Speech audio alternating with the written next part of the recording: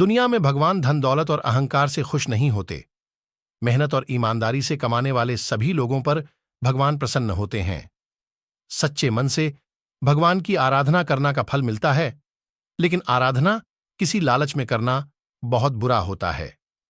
ईमानदारी से की गई काम का फल अच्छा होता है। आज हम एक कहानी का विस्तार से वर्णन करेंगे, जिसमें मजदूर की मदद से यमराज ने जमींदार को समझाने की कोशिश किया। एक गांव के जमींदार और उसके एक मजदूर की मौत एक साथ हुई।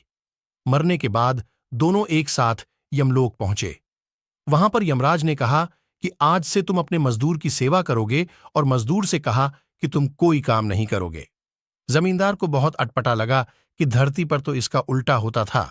इस बात से परेशान होकर जमींदार ने कहा कि भगवान आखिर हमसे क्या अपराध हो गई है जो ऐसी सजा दे रहे हैं। मैं तो प्रतिदिन मंदिर जाता था, भगवान की पूजा के साथ साथ बहुमूल्य चीजें दान करता था। जमींदार की बात सुनकर यमराज ने मजदूर से पूछा कि तुम धरती पर क्या करते थे। मजदूर ने कहा कि भगवान, मैं दिन भर जमींदार के यहां मजदूरी करता था, और जो मिलता था उसी में गुजारा करता था। जो मिला उसी में संतोष के साथ खुश हो जाता था। कभी भी भगवान से कुछ नहीं मांगा। गरीबी के कारण प्रतिदिन दिन मंदिर में दीपक नहीं जला पाता था, लेकिन घर के सामने दीपक जला के रख देता था, जिससे गली में अंधेरा नहीं रहता था।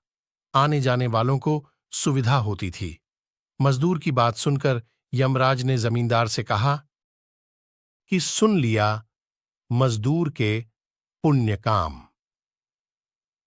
कहानी की शिक्षा। भगवान हमेशा मेहनत और ईमानदारी से कमाने वाले व्यक्ति के ऊपर प्रसन्न रहते हैं।